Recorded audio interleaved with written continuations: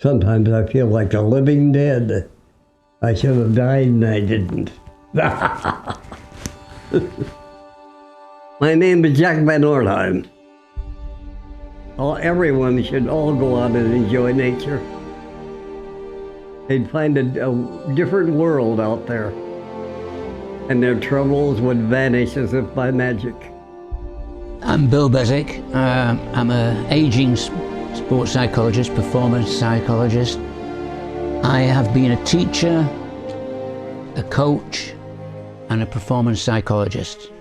What is the real you? What do you want? How badly do you want it? How much are you willing to suffer? My name is Frank Gilfeather. I'm 78. I've become a boxing coach. I feel that we need good coaches. People have often asked me, how can you be so fast and how can you do that at 78? I don't know how to ease off. You know, you punch from the shoulder, you give it everything you've got. My name is Simon Jacobson. I'm probably most known as the author of Toward a Meaningful Life. I'm a pretty internationally known speaker and teacher and writer.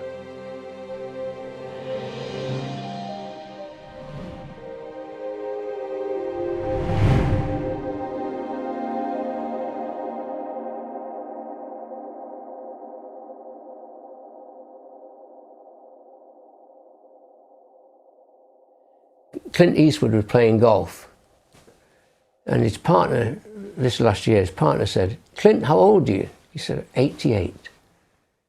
He said, 88 on Monday. And his partner said, "Wow, that's wonderful. What are you doing?" He said, "I'm starting a new movie." He said, "How do you do it?" He said, "I wake up every morning and don't let the old man in." And that's life. We wake up every morning and make a decision who we're going to be. I've got Parkinson's disease, so getting up in the morning is not so easy for me. Getting dressed is not so easy. I have to make a decision. Am I going to be a fighter today, or am I going to be a victim? You're in control. You're in control of your mind. It's your mind. So you decide what you think. It's funny because, so we do a thing where we're paired off with another boxer on one bag. He's at one side, you're at the other. You do 30 seconds of punching, and then you stop and the other guy does his 30 seconds and you hold the bag for him, and all the while you're supposed to be getting a rest. For me it's hard going. Still, we went for it. I was with a 14-year-old kid. So I go, bam, and I'm giving it full throttle, right? And I think that's the only way I know how. And then it goes to him and he's going, and they're all going, I'm looking around, they're all doing that. And I'm thinking, wish I could do that. But you've only got an hour or 90 minutes in the gym. Out of your whole life, why wouldn't you give it everything? And one after another, they died. And some I saw after they'd grown up, you know, and I hardly knew them after they grew up. Oh, it made me very sad when they did. I remember thinking, God, this one girlfriend I loved so much. Then I heard that she'd passed away. And she was just young, you know. And I thought, gosh, she's just young. She shouldn't have died. That's the way it goes.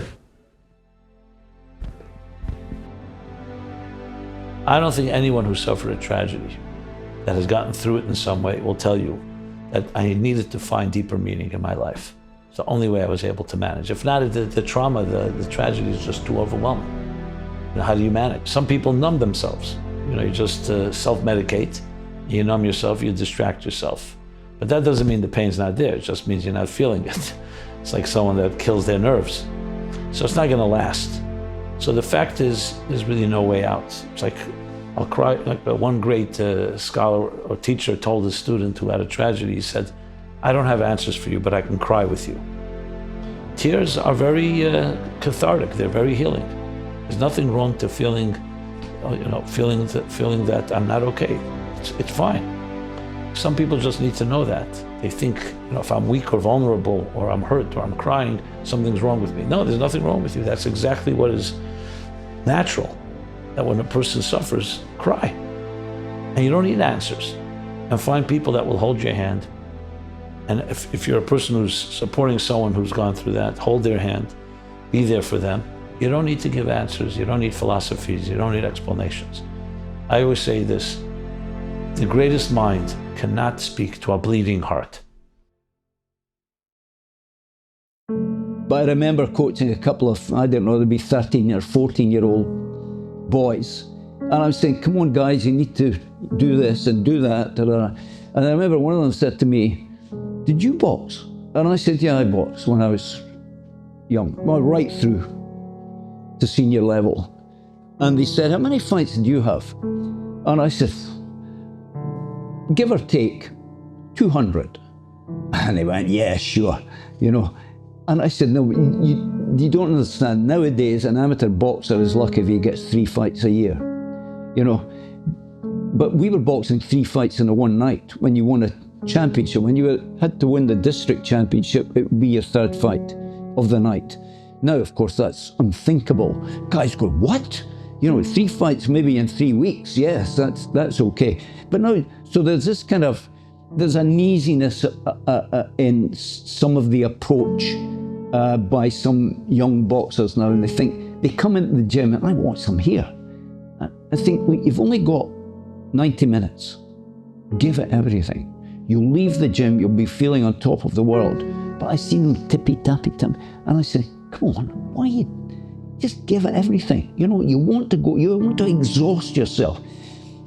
But these guys, lots of these guys, it's an easier time for them. They don't know what's gone before. God help them if they ever had to realize that or go to that era, if you like. But now they're gaming, they're, you know, it's all about the phone, texting, you know, filming this, filming that. And you think, can we just get on with it, you know, and do it?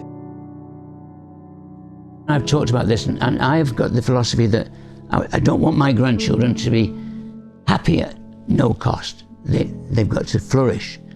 So we teach them as a family to deal with their own challenges, not to look to us.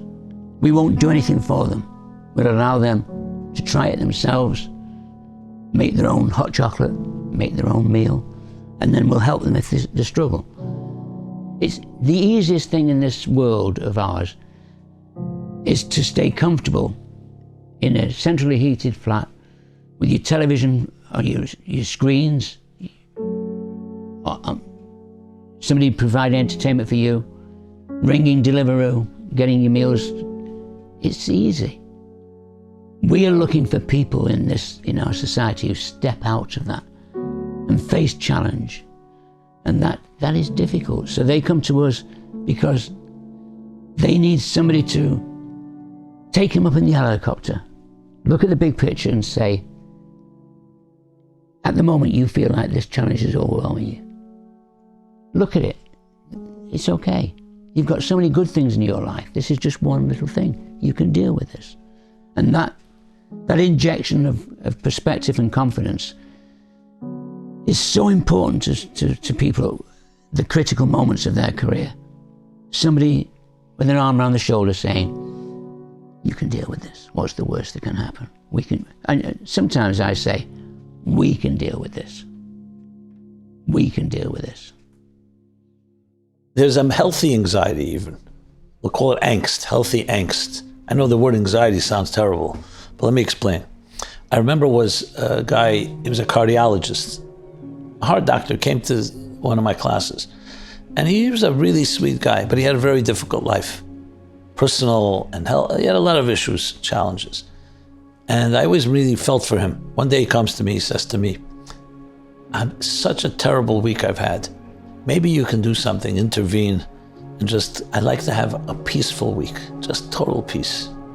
He had a good sense of humor. So I said to him, so you mean like a flat line? So he said, no, not that peaceful. You know, a flat line in a cardiogram is a sign of death. You don't want a flat line. A heartbeat, a healthy heartbeat looks like a wave. Like that, like a wave. You know, there's the contraction, expansion of the heart, like the breath. Exhale, inhale. So a flat line means the heart is stopped. So it means he's basically saying, and this is the point I want to make, that healthy life is restlessness. That's a healthy life. There's going to be ups and downs. Every heart that beats is contracting and expanding all the time. The journey of life is up and down.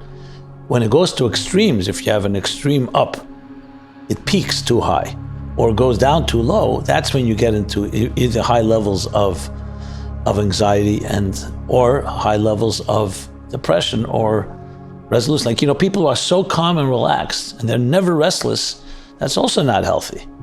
They're just sitting there not motivated. So I think it's important to understand that we all need a certain element of longing, seeking, reaching, yearning. If you don't have that, you're not human. This wheelchair slowed me way down, Oh, did it slow me down? I can't run out and do this and do that like I used to. And I never figured on a wheelchair. I never figured on that. I guess they take it for granted. And then when they can, it's a great sadness, great sadness when they find they can't. We once lived in a world where responsibility was a given because it was a difficult life.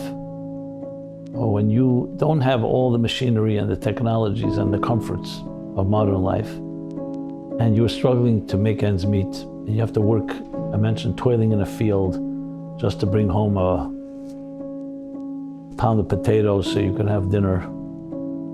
And we didn't have a lot of leisure time and downtime and free time. So responsibility was just a built-in thing. Family grew up, the father worked hard, the mother worked hard, the children saw and they participated. It's only in the modern world where a new phenomenon was created, a lot of free time, leisure. Nobody has to sit and toil under the sun and slave to make ends meet. There are people that do, I'm not suggesting there are, but many don't. And therefore children grow up with a sense of entitlement, which on one hand is a blessing. They don't have to work in the fields. On the other hand, it cultivates a certain taking for granted, a sense of entitlement, which essentially is the antithesis to responsibility. That's where you find many young men and women. Why should I be responsible? I've had many people say, why do I need to be responsible? They don't even understand the importance of it. Why should I be responsible? My parents are responsible for my education, for my living, and I've never developed that sense of obligation. Whatever that responsibility is, responsibility to community, responsibility to charity, responsibility to friends, even responsibility to yourself. Things have become devalued, essentially. And that has created, I think, a crisis in the area of responsibility. Now, yes, you're working for a job. Your boss wants you to do something. If you want your paycheck, you're going to have to do it. But even there, you'll find people try to cut corners and try to avoid. Responsibility is a gift. It's not an obligation. Many people see responsibility, oh, I have no choice, but I'm responsible to do it. If you love somebody, you don't say, I have no choice. I love to do this for you. So responsibility becomes a gift, not a burden. And that's the crisis that we live in, is to try to teach, again, the mission-centric life dictates responsibility. A life that has no mission, hey, I want to do whatever I want today. Don't tell me what to do. That's what many people, don't tell me what to do. Don't tell me I'm responsible. I'm not responsible for anything. I'm not responsible to you. I'm not responsible to the environment. I'm not responsible to others. The kind of atmosphere in which I grew up is hugely different to what it is now. I was the MC, the ring announcer, at an amateur show about, 4 or 5 years ago. I used to do it all the time to help clubs out. And I did it. And there was this kid who was 10. And he's coming in the ring, and I'm standing waiting for the 2 boxers to come in. He comes in first. He's had 1 fight, 1 victory, which was Scottish Novice Championship. And he's dancing about like Floyd Mayweather.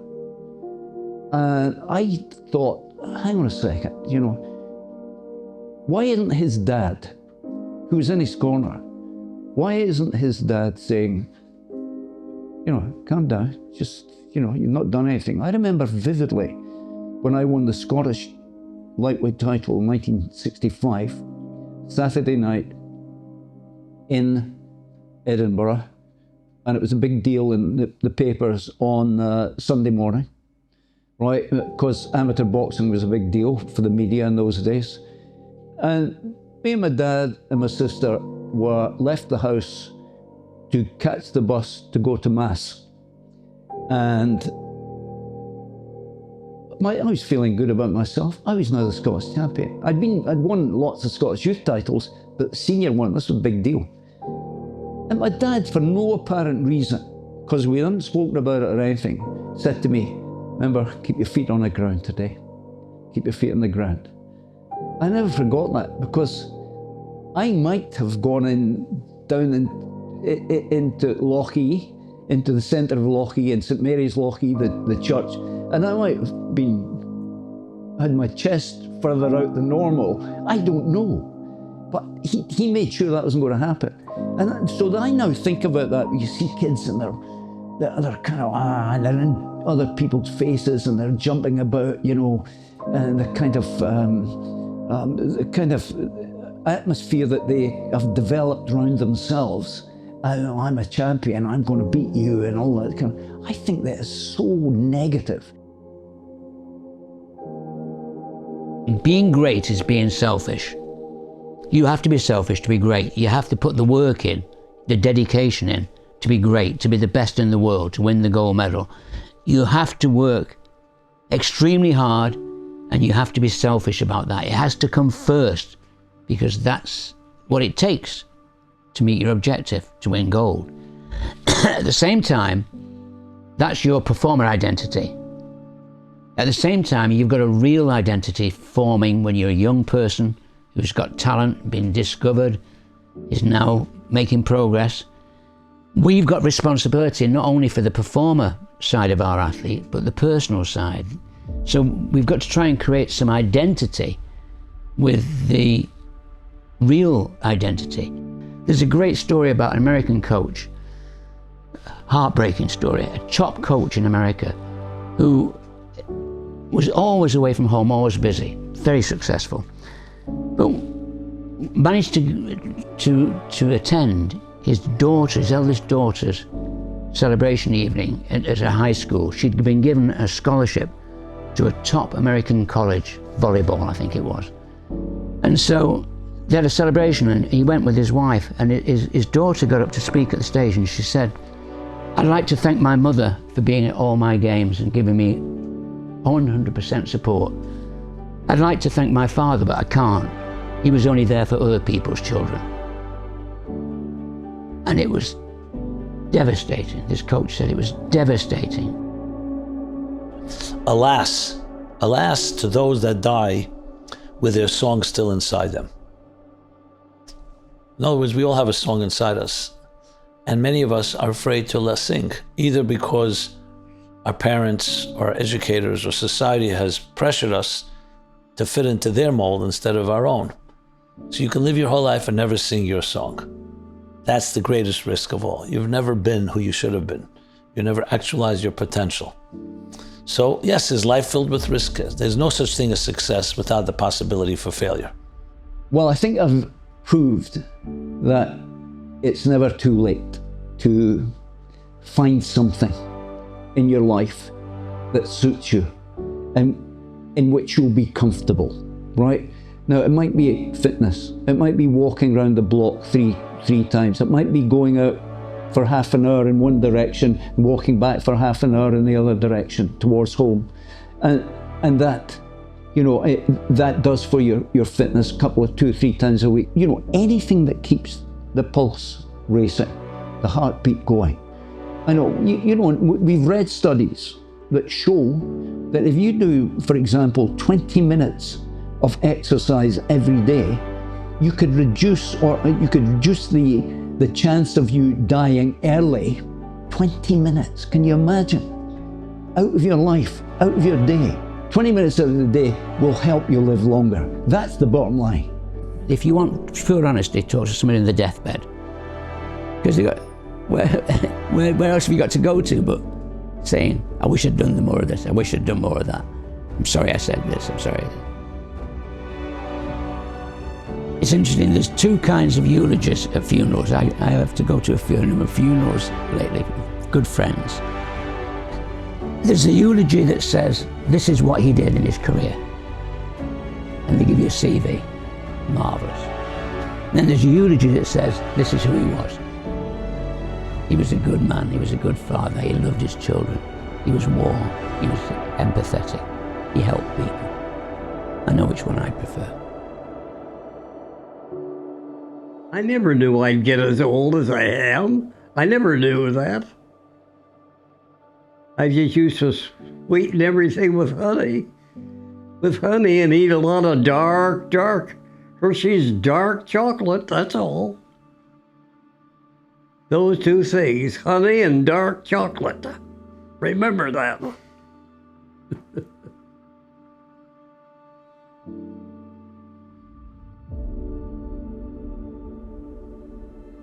This documentary was made possible by the support of our sponsor, Marek Health. If you want to also help support us, please become a Patreon member with the link down below. And if you want 24 hours early access to any of our interview content, please head over to Spotify and Apple with the links in the description.